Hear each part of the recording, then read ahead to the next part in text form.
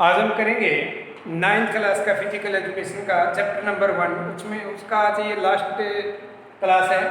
इसमें जो क्वेश्चन है वो आज हम पूरे करेंगे और पूरे करने के बाद हमारा फर्स्ट लेसन कंप्लीट हो जाएगा। तो आज का हमारा जो टॉपिक है वो है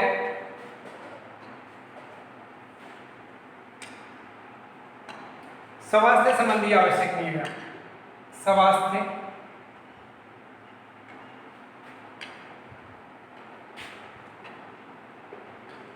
स्वास्थ्य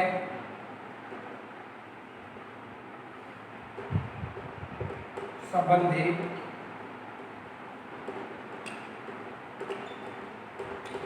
आवश्यक नियम। देखिए, सबसे फर्स्ट जो नियम है हमारा वो क्या है कि हम किस प्रकार स्वास्थ्य को सही रख सकते हैं। शुद्ध वातावरण, जहां हम रहते हैं वो वातावरण साफ सुथरा होना चाहिए, शुद्ध होना चाहिए। चाहे हम अपने घर में रहते हैं तो घर में साफ सुथरा वातावरण हम रखें, स्कूल में रहते हैं तो स्कूल का वातावरण साफ सुथरा रखें, ताज़ा हवा प्रकाश उचित रूप से आपको मिलता रहे और उसमें किसी प्रकार की गंदगी ना हो। आप खेल के मैदान में रहते हैं तो भी आपका स्वास्थ्य अच्छा रखने के लिए कौन सा वातावरण चाहिएगा? हमें शुद्ध वातावरण चाहिएगा। और स्वस्थ रहने का जो अगला नियम है वो है कि आप क्या ध्यान में रखेंगे? स्वच्छता, व्यक्तिगत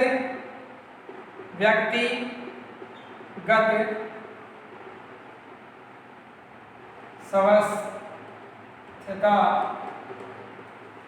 व्यक्तिगत स्वच्छता रखना बहुत ज़रूरी है। व्यक्ति की पर्सनल साफ सफाई बहुत ज़रूरी है। घर को, मकान को, हमने अपने खेल के मैदान को साफ सुथरा रख लिया और अपने आप को साफ सुथरा नहीं रखा तो हमारा स्वास्थ्य जो है वो गिर जाएगा। स्वास्थ्य संबंधी नियमों में व्यक्तिगत स्वास्थ्य आवश्यक माना गया है, क्योंकि हम अपने आप को स्वस्थ नहीं रखेंगे तो हम अपने आसपास के वातावरण को स्वस्थ कैसे रख पाएंगे? पहले हम खुद स्वस्थ होंगे, फिर उसके बाद हमारा आसपास का जो वातावरण है वो साफ सुथरा हम रख सकेंगे। इसके अलावा नंबर 3 आता है, नंबर 3 है आपका नशीले पदार्थों से परहेज। भाई, नशीले पदार्थों का सेवन हमें नहीं करना चाहिए। नशीले पदार्थ जो है हमारे शरीर की कार्य क्षमता को गिरा देते हैं, हमें अस्वस्थ बना देते हैं और हमारे जीवन को सही ढंग से जीने में बाधा उत्पन्न करते हैं। हमारी जो सोचने समझने की ताकत है वो भी क्षीण बना देते हैं। नशीले पदार्थों का सेवन नहीं करना चाहिए हमें स्वस्थ रहने के लिए। ये भी एक नियम है। ये नियम ये कहता है कि हमें स्वस्थ रहने के लिए कभी भी नशीले पदार्थों का सेवन नहीं करना है। उनसे हमें क्या रखना है? उनसे परहेज रखना है। नंबर 4 है प्रातः जल्दी उठना। प्रातः हमें जल्दी उठना चाहिए, क्योंकि सुबह सुबह हवा कैसी रहती है? बिल्कुल शुद्ध रहती है, साफ सुथरी हवा आपको मिलती है, ऑक्सीजन की मात्रा अधिक होती है। आप सुबह जल्दी उठते हैं और वॉकिंग के लिए जाते हैं तो आपके शरीर के अंदर शुद्ध हवा जो है वो सांस के द्वारा जाती है और हम अपने आप को स्वस्थ बनाने में अपना अहम रोल निभा रहे होते हैं। तो आप जल्दी उठें, ये भी एक नियम है। और नंबर 5 है नियमित व्यायाम। हमें नियमित व्यायाम करना चाहिए। अगर हम नियमित व्यायाम नहीं करेंगे तो हमारा स्वास्थ्य गिरता चला जाएगा। अपने शरीर को सही स्वस्थ रखने के लिए नियमित रूप से आप क्या करते रहें? व्यायाम करते रहें, एक्सरसाइज अपनी करते रहें तो आपका स्वास्थ्य ठीक रहेगा। तो ये 5 पॉइंट थे। अगला पॉइंट देखिए, नंबर 6 जो है वो है आपका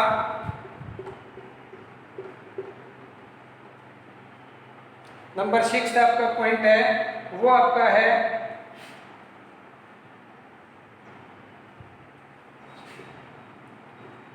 भोजन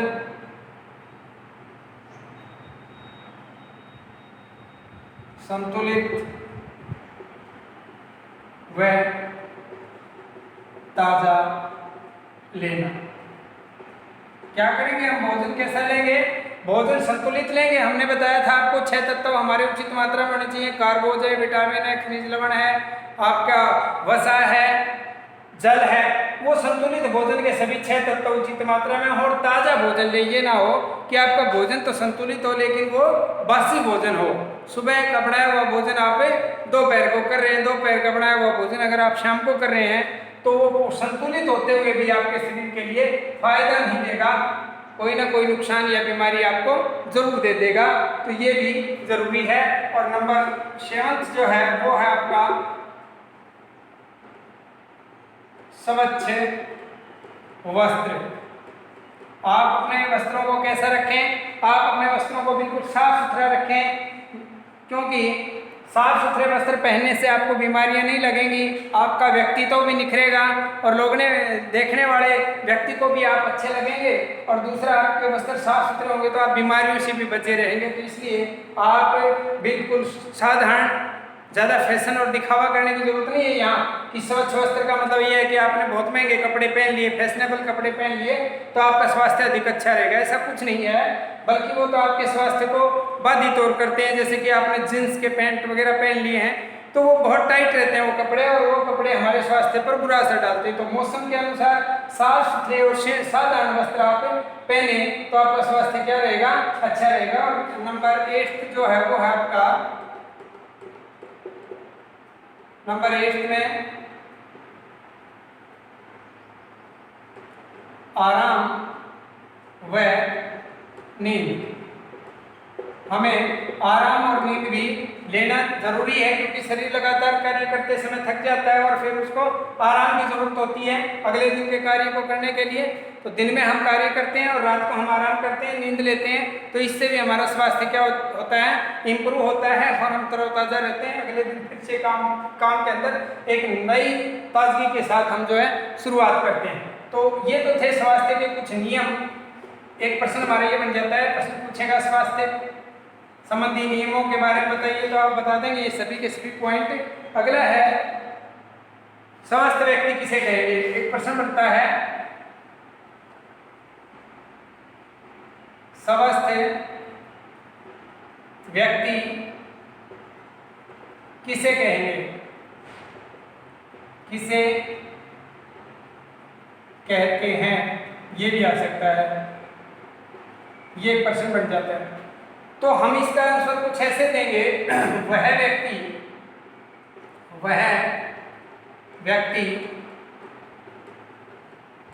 व्यक्ति जो शारीरिक, मानसिक,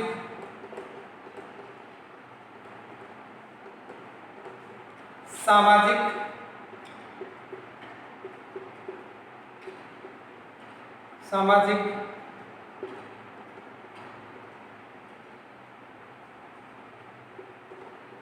भावात्मक व नैतिक रूप से स्वस्थ हो, उसे स्वस्थ व्यक्ति कहते हैं।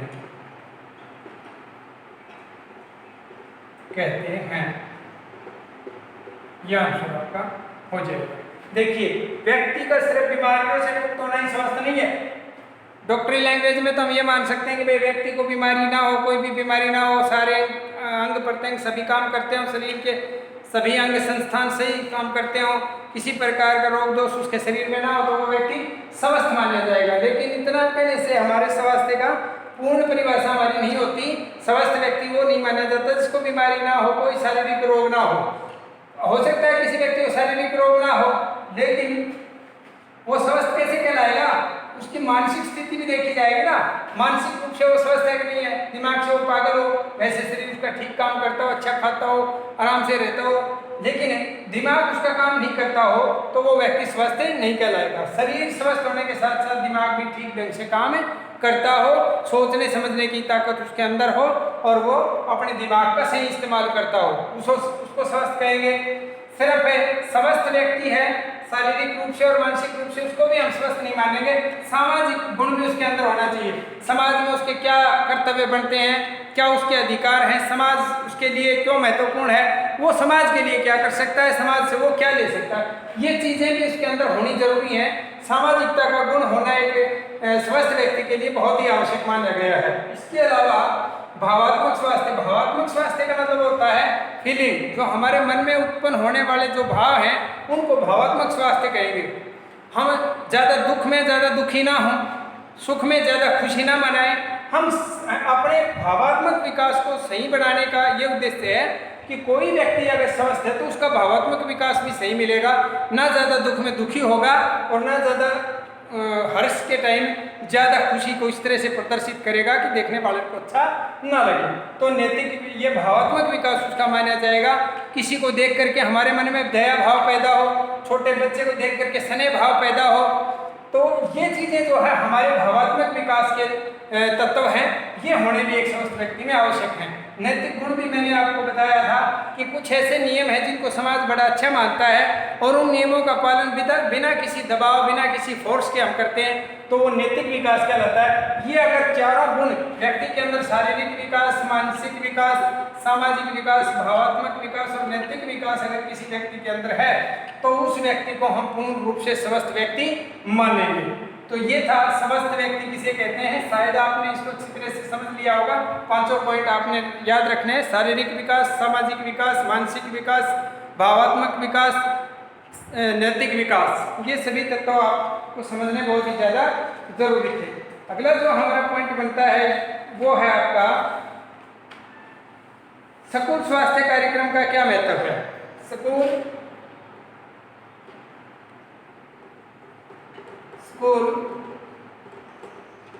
स्वास्थ्य कार्यक्रम देखिए, स्कूल स्वास्थ्य कार्यक्रम से क्या अभिप्राय है। स्कूल स्वास्थ्य कार्यक्रम का मतलब ये होता है कि स्कूल स्वस्थ रखने के लिए बच्चों को क्या करता है। स्कूल स्वस्थ रखने के लिए बच्चों को 3 कार्य करता है। सबसे पहला कार्य क्या करता है, सबसे पहला कार्य तो ये करता है कि भाई निरीक्षण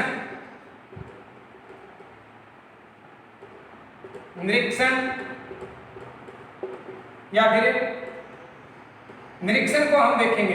निरीक्षण में क्या होता है कि बच्चों का समय समय पर स्कूल निरीक्षण करवाता है। किसी डॉक्टर को बुला लेते हैं और उनसे निरीक्षण करवाया जाता है कि भाई देखिए बच्चों को कोई दिक्कत तो नहीं है। जैसे किसी बच्चे को कम दिखाई देता है तो उसको आंखों का चेकअप, कोई कैंप लगाया जा सकता है।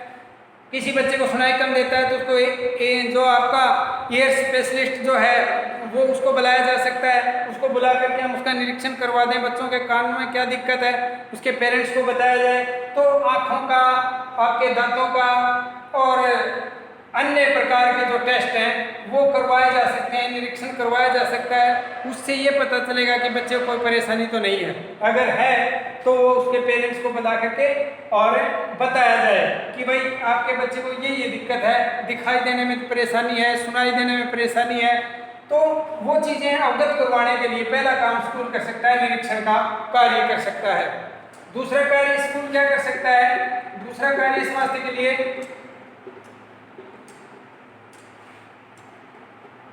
निर्देशन में क्या करेगा। निर्देशन के कार्य में स्कूल का ये कर्तव्य बनता है कि वो निर्देश दे बच्चों को कि भाई स्वस्थ रखने के लिए अपने शरीर के अंगों को क्या किया जाए। आप नित्य प्रति उसको उन अंगों का ठीक ढंग से अपना देखभाल करें। जैसे दांतों को आप साफ रखें, हर रोज सुबह और शाम खाना खाने के बाद ब्रश करें ताकि दांतों संबंधी दिक्कतें आपको ना आए। अगर जो आपके कान हैं उनको किस प्रकार से आप साफ सुथरा रखें, उनमें नुकीली चीज़ों को मैल वगैरह निकालने के लिए इस्तेमाल ना करें। आप ज़्यादा तेज प्रकाश में ना पढ़ें, आप कम प्रकाश हो वहाँ ना पढ़ें। आँखों की सेहत के लिए कौन से विटामिन लेने चाहिए, ये निर्देश जो है, निर्देशन का काम जो है ये विद्यालय करता है। विद्यालय का ये कार्य बनता है कि वो विद्यार्थी को निर्देशित करे, उसके बारे में उसको अवगत करवाए। और नंबर 3 जो है नियम पालना। देखिए, नियमों की पालना भी विद्यालय का कर्तव्य है कि नियमों का पालन करवाया जाए, जैसे कि हर रोज प्रेयर असेंबली में जो नियम बनाए गए हैं उनका अवलोकन किया जाए, कितना कार्य रूप उसको दे दिया गया, कितना नहीं दिया गया, बच्चों को बताया गया है, जो निर्देश दिए गए हैं उनका नियमों का पालन वो कर रहे हैं कि नहीं कर रहे हैं। जैसे हमने कह दिया नाखून काट के रखिए, अन्यथा इनमें गंदगियाँ फंस जाएंगी और आप भोजन के साथ उनको आपके शरीर में प्रवेश कर जाएंगे और आप बीमार हो जाएंगे। तो साथ में क्या करें, नियम पालन करवाएगा विद्यालय कि वो देखेगा कि बच्चे ने उस नियमों का पालन किया, जो निर्देश दिए गए थे, परीक्षण किया गया, परीक्षण के बाद निर्देश दिए गए, निर्देश देने के बाद पालन करवाया गया, तो कितना पालन बच्चों ने कर लिया। ये सभी कार्य जो है स्कूल स्वास्थ्य निर्देशन के कार्यक्रम के अंतर्गत, स्कूल स्वास्थ्य कार्यक्रम के अंतर्गत आते हैं। इन 3 चीजों का निरीक्षण, पहले उसकी देखभाल करवाएंगे, किसी डॉक्टर को बुला करके, किसी विशेषज्ञ को बुला करके उसका निरीक्षण करवाया जाएगा विद्यार्थियों का। उसके बाद निर्देश दिए जाएंगे कि भाई आपको ये दिक्कत है, आप इन दिक्कतों से अपने आप को दूर करिए, इलाज करवाइए। फिर नियमों का, जो नियम बताए जाते हैं, जो बच्चे स्वस्थ हैं वो आगे चल के बीमार ना हो, उनके लिए कुछ नियम बताए जाते हैं, उनका पालन करवाना भी विद्यालय का कार्य होता है। तो ये कुछ स्वास्थ्य निर्देशन के कार्य थे। लगभग हमने पूरा चैप्टर कंप्लीट करवा दिया है, लेसन फर्स्ट कंप्लीट हो चुका है आज। और फिर भी अगर इसमें कोई चीज़ आपको समझ में नहीं आया, कोई क्वेश्चन समझ में नहीं आया है, तो आप बता सकते हैं, हम उसको फिर अगली किसी क्लास में सॉल्व करवाएंगे, समझाएंगे। और कल से जो है हम आपका लेसन नंबर 2 शुरू करेंगे। टेस्ट भी आपका होना है, तो आप अपनी तैयारी रखिए। छोटे क्वेश्चन जो आपको व्हाट्सएप द्वारा भेजे जा रहे हैं उनको लिखिए और साथ साथ इनको याद भी करते रहिए। आशा है आप ये कार्य पूर्ण ईमानदारी के साथ कर रहे होंगे। आज के लिए इतना, बाकी कल करेंगे कंटिन्यू।